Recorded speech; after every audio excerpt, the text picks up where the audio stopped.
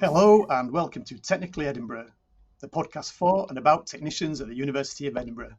My name is Lee Murphy. And I'm Charlie Corcoran, and our guest today is Shonna Johnston, the Technology and Services Director at the Institute for Regeneration and Repair at the University of Edinburgh.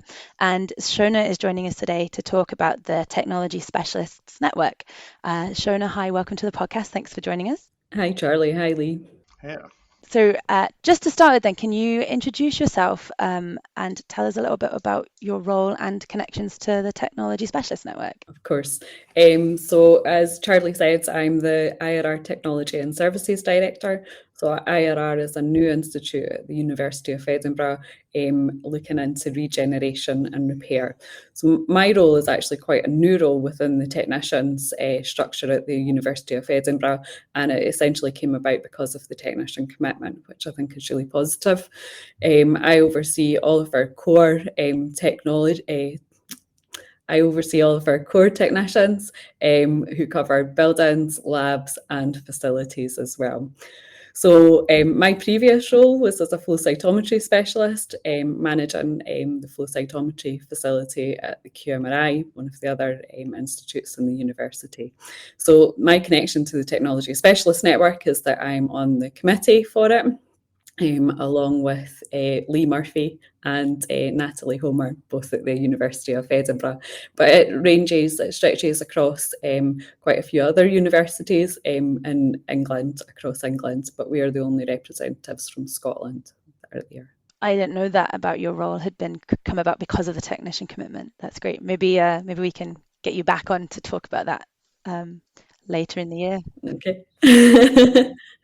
Yeah, but today's all about the Technology Specialist Network. So, what is it, Shonna? And can you tell us more about it? Sure. So the Technology Specialist Network is kind of like a sister network of the TMU, which is the Technical Managers at Universities. So it was formed to give facility staff, so facility technical staff, a forum to be able to get together and contact each other and discuss best practices. Yeah, that's right. So this is all about trying to push forward the technical expertise part. That often people try to, have to go down a management route if they want to get, promoted. Yeah, so very much. So very much it's, I think it fits really nicely together with the TMU. What we find in IRR, because we have this overarching technical team, is that actually there's very different career pathways that we find for technology specialists who are in the facilities compared to those technical staff who are following more, as Lee said, a line management role. And how did the network get started? So the network started from quite a few people coming together at different meetings discussing the fact that we didn't have a network. So they were coming together at all different conferences, mainly technology related, so maybe mass spectrometry or flow cytometry. And so actually it's really nice having this network, because apart from the technologies themselves, which are obviously highly scientifically focused, the aspects of people's jobs around management of facilities and actually just developing those specialist areas, but also looking at career development of staff in those areas are all very similar. So it's really nice that everybody can get a chat together where it's not so much about the technology and actually much more about the sort of managerial aspects of technology. And why do you think networks like this are important for technicians? I think it's really, really important. So a long time ago, when I first started as a technician, there wasn't really the opportunity to travel so much. So I used to rely on being sent like floppy disks from say a conference or something like that. Yeah, sure, you're age. Oh, sure. Yeah. So whereas now I think it's really nice that we can actually get out and about and actually speak to other people who do things similar to us. It gives us, quite often if you're working in a facility, in a institution that you don't often have many other people to speak to. So it widens your network massively and gives you a lot of peers that you can, a sort of strategic peer network that you can depend on, which I think is really, really nice. And certainly in the advent of all of these online technologies, we've got the capacity to speak to each other and connect so much more easily now, which is really great. And what's been the impact of the network? And maybe you can say a little bit about the TSN Rocks grant as well. Certainly. So the TSN Rocks was a 1.8 million funding that we got over 3 years. And it's got 3 areas that we work with most heavily. That's the RTP pipeline, upskilling, and increasing visibility. So within that, we have different funds available to people that cover things like public engagement and summer interns. Upskilling is workshops and residentials. And when we look at increasing visibility, we're thinking about facility days, the International Conference Fund, and equipment sharing. So to give a little bit more detail on some of these, I think it's really important for technicians to actually look at the sustainability of their pathways. So bringing in summer interns and actually giving undergraduates an idea about this as a new career pathway, I think is really important, because we want them to be able to come straight in and actually understand what our roles are, whether that means they go into an academic role or whether they come into that side of technicians. I think it's really important to do that. Public engagement wise, I think it's great for people to actually understand. So that's not just looking at undergraduates, it's actually expanding our pathways to the wider community, which I think is really exciting as well. Upskilling, always good for career development, always important to make sure that you've got something going on there so that you're just actually moving on with your transferable skills. But again, just meeting people and getting to know how they do things, I think is really good too, and being able to adapt that information and take it back to your own facility. Increasing visibility, again, these are all just ways of trying to get people connecting with each other, which I think is really important in the world today, and making sure that we've got ideas about what people can do. And as I say, the ideas that you can get from these types of things are quite amazing.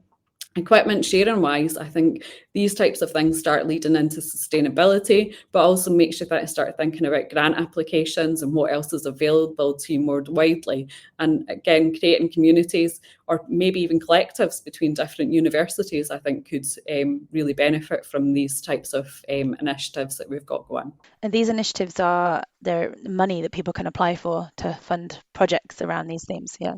Yeah. So there are calls go out quite regularly for people to apply to these. You can either apply to, say, a workshop or residential, or even the facilities days. We've got a certain amount of funds that we can actually put into that so that you can expand the awareness of the facility that you run.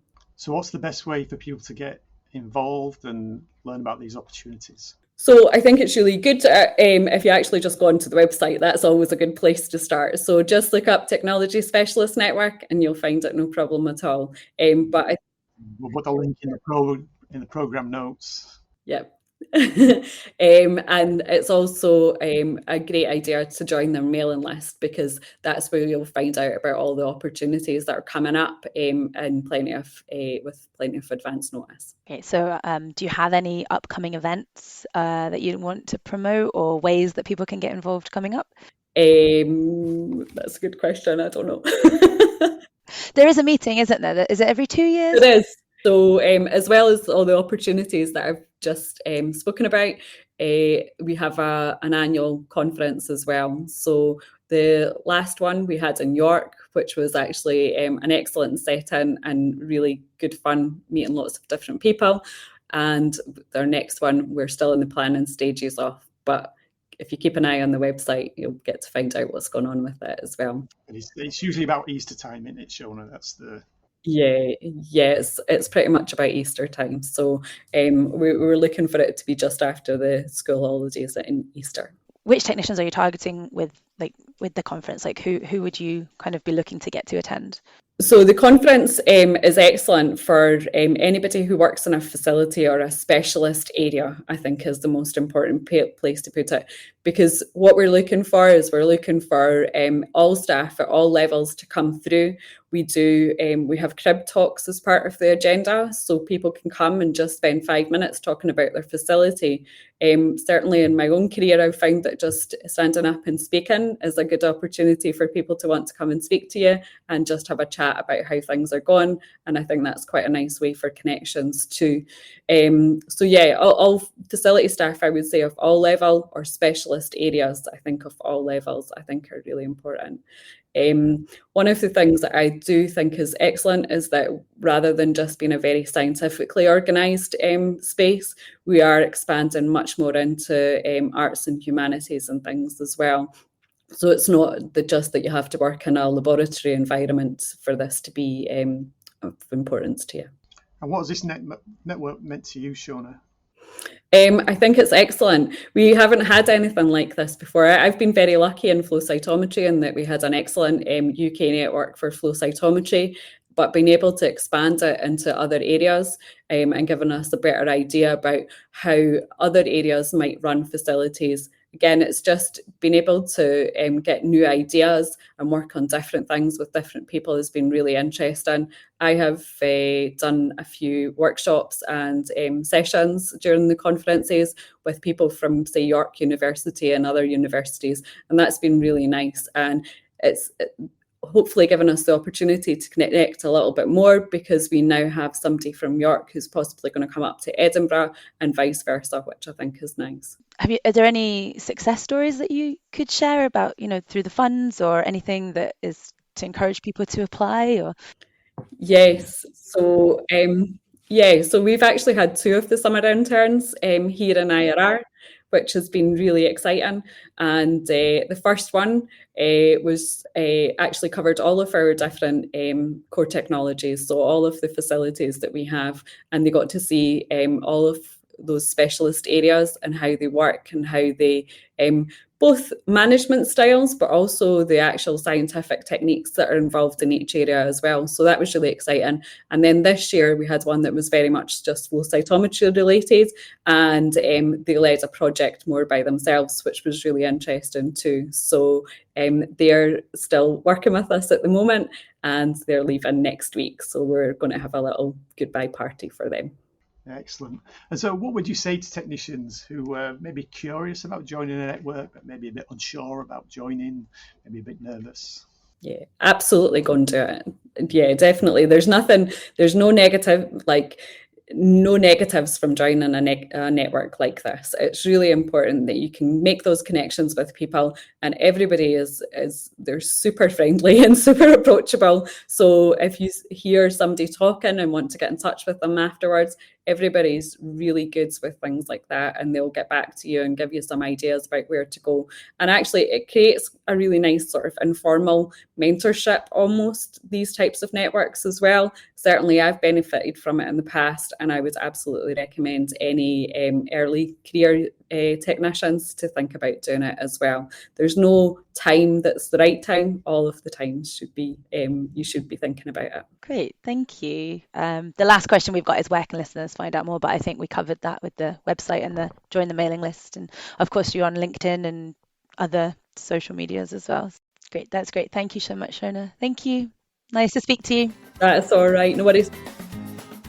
Thank you for listening. This has been an episode of our special mini-series Behind the Network, which we have created specifically for Technician Week at the University of Edinburgh. We hope you are enjoying Technician Week, and we look forward to seeing you at some of the events. Technically Edinburgh podcast is created by members of the Technician Steering Committee at the University of Edinburgh.